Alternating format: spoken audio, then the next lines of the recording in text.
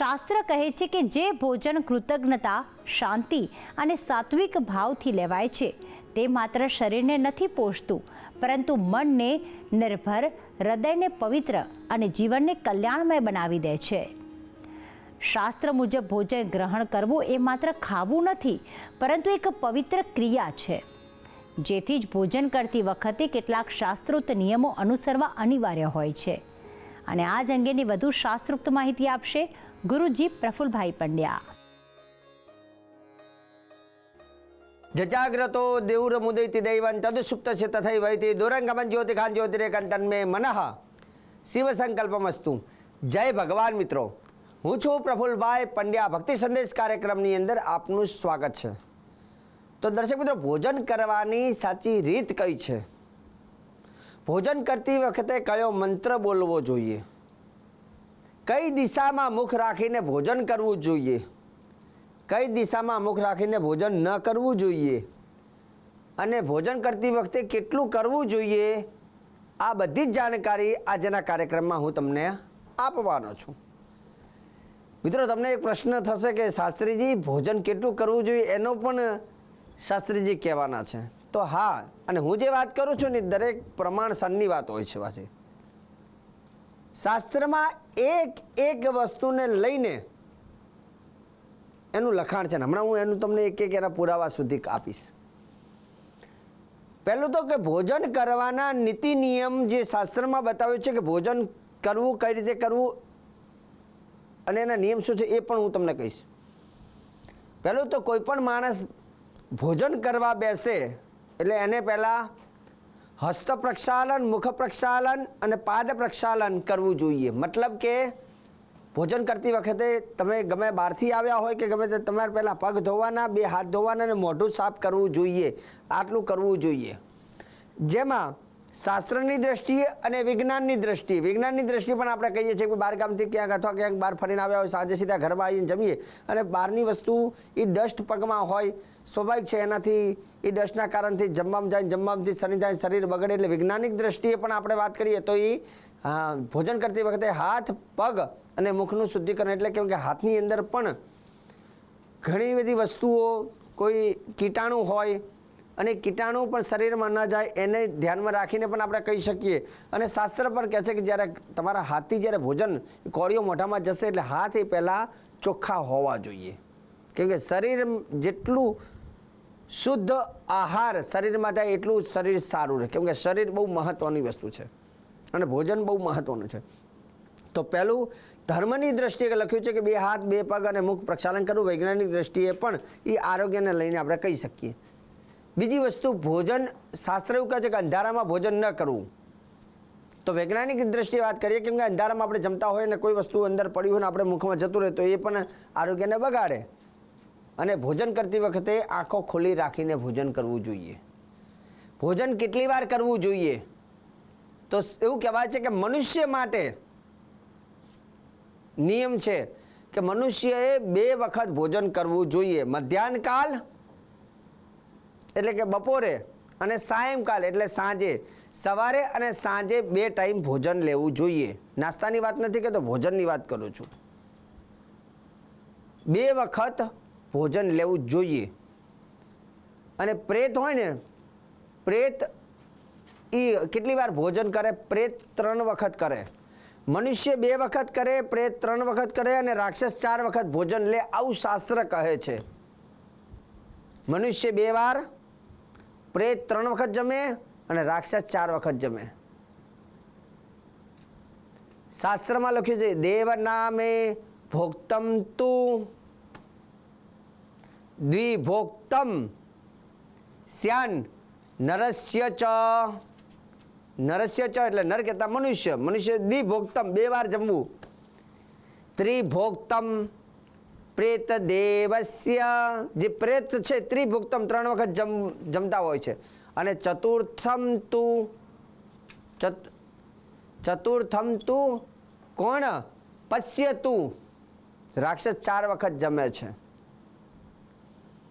હવે ઘણા લોકો તો 4 વખત જમતા હોય તો આપણે એને શું કહેવું જોઈએ? આપણે વિચારવાની કહેવાની જરૂર નથી, પણ હંમેશા મનુષ્ય 2 વખત ભોજન, પૂર્ણ ભોજનની વાત છે. જ્યારે થાળીમાં આપણે જમીએ છીએ ને પૂર્ણ ભોજન 2 વખત લેવું મનુષ્ય જોઈએ. કઈ દિશામાં મુખ રાખીને ભોજન કરવું, તો એનો પણ જવાબ આપી દઉં. કેમ કે ઘણા બધા લોકો વચ્ચે અમને ફોન કરતા હોય, શાસ્ત્રીજી અમારે કઈ બાજુ મુખ રાખવું આ છે તે છે, એટલે ઘણા બધા પ્રશ્ન ભેગા થાય ત્યારે એક કાર્યક્રમ અમે બનાવીએ છીએ. અને એનાથી પાછું હું વાત કરું છું એ પ્રોપર જ વાત કરીશ. 2 દિશા એવી છે કે જેમાં તમારે ભોજન કરવાથી શું થાય છે. ઉત્તર દિશામાં મુખ રાખીને ભોજન કરવું જોઈએ. ઉત્તર અને પૂર્વ દિશામાં મુખ રાખીને એટલે આપણું મોઢું એ દિશામાં જતું હોય એને કહેવાય. ઉત્તર અથવા પૂર્વમાં મોઢું જાય એ રીતે એ દિશામાં બેસવું. ઉગતો સૂર્ય જે હોય એને ઉગમણી દિશા કહેવાય. તો તમારે ઉગતા સૂર્યની સામે બેસવાનું એ બાજુનું અને ભોજન કરવું, અથવા ઉત્તર દિશામાં ભોજન કરવું. તો આનાથી શું થાય, તો એવું કહેવાય છે કે ઉત્તર દિશા અને પૂર્વ દિશામાં ભોજન કરવાથી વ્યક્તિને ધનની પ્રાપ્તિ થાય અને આયુષ્ય સારું રહે છે. પૂર્વ દિશા જે છે એમાં મુખ રાખીને કરવાથી આયુષ્યની વૃદ્ધિ થાય, આયુષ્ય સારું રહે. ઉત્તરમાં મુખ રાખીને ભોજન કરવાથી ધનની વૃદ્ધિ થાય. આ 2 દિશા સારી. હવે જો દક્ષિણ અને પશ્ચિમ દિશામાં ભોજન એકચ્યુઅલી ન કરવું જોઈએ અને કરે તો શું થાય, તો દક્ષિણ દિશા તો યમરાજની કહેવાય છે. નેગેટિવ એનર્જી એનાથી વ્યક્તિનું એવું કહેવાય છે કે શરીરમાં રોગ આવે છે અને વ્યક્તિની પડતી થાય છે દક્ષિણ અને પશ્ચિમમાં ભોજન કરવાથી. એટલે 2 દિશામાં મુખ રાખીને ભોજન કરવું જોઈએ. હવે ભોજનના નિયમની વાત કરીએ તો ભોજન બને ત્યાં સુધી અમુક એવા વાસણમાં કરવું જોઈએ કે જેનાથી ફાયદો થાય. કાંસાના પાત્રમાં ભોજન શુભ પરિણામ આપે છે. ભોજન કરવાની અંદર એવું કહેવાય છે કે ખોળામાં થાળી રાખીને ક્યારે ભોજન ન કરવું જોઈએ. ઘણા લોકો આમ જમતા હોય ને ત્યારે આમ થાળી જે છે ને ખોળામાં મૂકીને જમતા હોય છે. પથારીમાં બેસીને, પલંગમાં બેસીને, ખાટલામાં બેસીને ભોજન ન કરવું જોઈએ. આમ તો સાથે ભોજન કરનાર વ્યક્તિએ જમીન ઉપર આસન પાથરીને ભોજન ઉપર બેસવું જોઈએ. પાછું તો એવું કહ્યું છે કે ભોજનની થાળી છે એની નીચે એક પાટલો રાખો, પાટલાની ઉપર થાળી મૂકીને પછી ભોજન કરવું જોઈએ. પહેલાંના જમાનામાં આપણે તમે જોજો તો આ રીતે બધાને જમાડતા હતા. આસન ઉપર બેસીને બાજટ ઉપર થાળી રાખીને જમાડવામાં આવતા. ધીરે ધીરે જમાડો બદલાયો. હવે તો થાળી તો મૂકવાની, થાળી ઊભા માણસે ઊભો હોય અને થાળી હાથમાં હોય અને એ રીતના ભોજન કરતા હોય. આમ તો ભોજન કરતી વખતે બેસીને જમવું જોઈએ. ઊભા ભોજન કરવું યોગ્ય નથી. બેસીને જમીન ઉપર બેસીને આમાં આસન ઉપર બેસીને ભોજન કરવું જોઈએ. હવે ભોજન કરવાના ટાઈમની વાત કરીએ તો મધ્યરાત્રિએ, રાત્રિના 12 વાગ્યા ત્યારે ક્યારે મનુષ્ય ભોજન ન કરવું જોઈએ. કેમ કે રાત્રિ ભોજન મનુષ્યનું નથી, રાક્ષસી ભોજન કહેવામાં આવે છે. ભોજન કરતી વખતે ભોજનમાં અન્નને એઠું ન મૂકવું જોઈએ અથવા અન્નનો બગાડ ન કરવો જોઈએ. ભોજન કરતા હોય ત્યારે, અને એમાં જો ખાસ કરીને મેં વાત કરી કાંસાની થાળી ભોજન પાત્ર માટે, ચાંદીની થાળી શ્રેષ્ઠ, અને કેળના પાન ઉપર ભોજન લો ને તો એ શુભ પરિણામ. આપણે દક્ષિણ ભારતમાં ખાસ કરીને જોઈએ તો ઘણા લોકો એ કેળના પાન ઉપર ભોજન લેતા હોય છે. એ આરોગ્ય માટે સારું છે. ભોજન કરવા માટે કયા હાથનો ઉપયોગ કરવો તે સુધીની વાત કરી દઉં. ભોજન બને ત્યાં સુધી જમણા હાથથી ભોજન કરવું શુભ પરિણામ આપે છે. ડાબા હાથથી ભોજન ન કરવું જોઈએ. હવે આગળ બીજી વાત કરું. ભોજન કરતી વખતે ઝઘડો ન કરવો જોઈએ. વાદ વિવાદ થતો હોય તે દરમિયાન ભોજન ન કરવું. ઝઘડો થતો હોય તે દરમિયાન ભોજન ન કરવું. અથવા ભોજન કરતાં બોલાચાલી કરતાં ભોજન ન કરવું. શાસ્ત્ર ના પાડે છે. હવે વૈજ્ઞાનિક દ્રષ્ટિએ પણ હું તમને કહીશ. કેમ કે તમે જમતા જ્યારે ભોજન કરો છો ને એટલે તમને ખબર નથી કે ભોજન કરવાના નિયમ શું છે. જ્યારે કોઈ પણ અનાજને ખાઈએ ને ત્યારે એને 32 વખત મતલબ દાંતથી એને વાગડું પછી અંદર લઈ જવું. હવે ઘણા લોકો સીધો નાખે ને સીધું ઉતારી જાય. તો અનાજને બરોબર દાંતથી તમે પીલતા નથી તો એ અનાજ ડાયરેક્ટ જાય છે, તો એનાથી ફાયદો થતો નથી. મુખમાં મૂકવું, એને ચાવવું, એની એનર્જી એક લેવાની હોય છે અને પછી ધીરે ધીરે ઉતારવું. ડાયરેક્ટ તમે અને વાદ વિવાદ થતા હોય એટલે માણસ ફટાફટ ઉતાવળમાં બધું નાખી પેટમાં જેમ કે આમ કૂવાની અંદર કેમ આપણે નાખતા હોય એ રીતે નાખવાની વાત હોય તો એ બરાબર જમ્યા ના કરે. જમવું મતલબ શાંતિથી એને અન્નને દાંતો દ્વારા એને પીસવું અને ત્યાર પછી ધીરે ધીરે એને ઉતારવું, આનું નામ ભોજન કહેવાય. એટલે ઋષિમુનિ તો એવું કહી ગયા કે ભોજન કરતી વખતે મૌન ધારણ કરવું. હવે ભોજન કરતી વખતે ત્યારે કયા દ્રવ્ય લેવા એ પણ વાત કરી દઉં. ભોજન જ્યારે શરૂઆત કરો એટલે પહેલો શરૂઆતમાં મીઠો પદાર્થ હોય ને એ ખાવું. આજ આપણે હોટલમાં જમવા જઈએ પહેલું આખું શું છે, પહેલું સૂપ પીવે, ખટાશથી શરૂઆત કરે. પણ શાસ્ત્ર એવું કે ભોજનમાં પહેલું મીઠી વસ્તુ ખાવી, પછી થોડો ટાઈમ થાય પછી થોડીક વચ્ચે ખાટી વસ્તુ ખાવી, પછી થોડી કડવી વસ્તુ અને છેલ્લે તીખો પદાર્થ છેલ્લે જમવાની નિયમ હોય છે. આ રીતે પણ જમી શકાય. બીજું દાળ ભાતને લઈને પણ લખ્યું છે કે જ્યારે ખોરાકની વાત કરીએ તો અમુક ખોરાક પોચો હોય, અમુક થોડોક કાઠો હોય, તો શરૂઆતમાં ભોજનની જ્યારે હોજરીમાં નાખીએ ત્યારે પોચો ખોરાક નાખો. એટલે શરૂઆતમાં પહેલાં ભાત ખાઈએ અને જમ્યા પછી પણ છેલ્લે ભાત ખાતા હોય. તમને કદાચ કહી દઉં કે પહેલાં જ્યારે જમવાની અંદર જ્યારે પંગત બેસતી ત્યારે પહેલાં આપોષણ તરીકે થોડા પહેલાં ભાત અને થોડું આપતા, એ થોડું પહેલું ભાત ખાતા અથવા કાકડી જેવી વસ્તુ અથવા જેને સલાડ કહીએ તે પણ ખાઈ અને મીઠી વસ્તુથી ભોજનની શરૂઆત કરવી.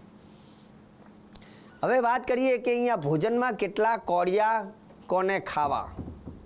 હવે અહીંયા કયા વ્યક્તિએ કેટલા કોળિયા જમવા જોઈએ, તો અહીંયા લખ્યું છે કે સંન્યાસીએ 8 કોળિયા જમવા, વિદ્યાર્થીએ 16 કોળિયા જેટલું જમવું, ગ્રહસ્થ જીવન જે લોકો હોય એને 32 કોળિયા જમવા, અને બ્રહ્મચારીણ જે છે એનું કોઈ નક્કી જ નથી સંખ્યા. અષ્ટૌ ગ્રાસ મુનિર ભોક્તમ, સંન્યાસીએ અષ્ટૌ ગ્રાસ મુનિર ભોક્તમ, 8 કોળિયા ખાવા સંન્યાસીએ. વાનપ્રસ્થસ્ય ષોડશઃ, જે વિદ્યાર્થી છે એને 16 કોળિયા ખાવા. ત્રિશતુ ગૃહસ્થસ્ય, ગૃહસ્થીએ 32 કોળિયા. અને અમિતમ બ્રહ્મચારી છે એના માટે કોઈ ઉલ્લેખ કરવામાં આવ્યો નથી. હવે અન્નપૂર્ણાનું જ્યારે ભોજન કરતા હોય મતલબ ત્યારે અન્નપૂર્ણાનો આ શ્લોક બોલીને માતાજીને નમસ્કાર કરીને ભોજનની શરૂઆત કરવી. જે ભોજન કરે છે તેને હાથમાં થોડું પાણી લેવું, પ્રદક્ષિણા કરી માતાજીને પગે લાગો અને આ શ્લોક બોલીને પછી માનું ભોજન લેવું. પણ પ્રદક્ષિણા કરો, હાથમાં જલ લો, પ્રદક્ષિણા કરીને એ જલનું પાન કરી જાઓ અને શ્લોક બોલો. અન્નપૂર્ણે સદા પૂર્ણે શંકર પ્રાણ વલ્લભે જ્ઞાન વૈરાગ્ય સિદ્ધ્યર્થમ ભિક્ષાંદેહી ચ પાર્વતી. આ શ્લોક બોલીને ભોજનની શરૂઆત કરો. ફરીથી કહી દઉં શ્લોક. અન્નપૂર્ણે સદા પૂર્ણે શંકર પ્રાણ વલ્લભે જ્ઞાન વૈરાગ્ય સિદ્ધ્યર્થમ ભિક્ષાંદેહી ચ પાર્વતી. શ્લોક બોલી હાથમાં જલ લઈ પ્રદક્ષિણા કરી પાન કરી પછી શરૂઆત કરવી. તો દર્શક મિત્રો, આજે ભોજનને લઈને મેં બહુ જ ગહેરાઈથી વિષયને સર્ચ કરીને એક વસ્તુ ઉપર મેં જવાબ આપ્યો છે. કેટલા કોળિયા જમવા, કઈ દિશામાં બેસીને જમવું, કયું જમવું, શું જમવું, કેમ કે આ બધી વસ્તુ શાસ્ત્રમાં એક વસ્તુનો ઉલ્લેખ, જેમ દરિયામાં કેટલું જલ હોય તેમ આપણા શાસ્ત્રની અંદર એટલી બધી જાણકારી છે, એટલી ગહેરાઈથી જાણકારી છે, પણ એ જાણવાનો સમય કોઈની પાસે નથી.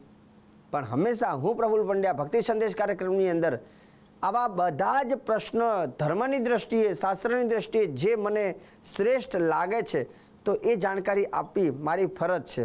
માનવું ના માનવું એ વ્યક્તિગત મામલો છે, પણ હું હંમેશા ધર્મની દ્રષ્ટિએ સાચી વાત કરવી અને કયા ગ્રંથમાં લખ્યું છે, કયા પાના નંબર ઉપર લખ્યું છે, બધી જ મારી જોડે જાણકારી છે. તે વિષયો બનાવી અને હું ભક્તિ સંદેશ કાર્યક્રમમાં સદૈવ આપતો રહીશ.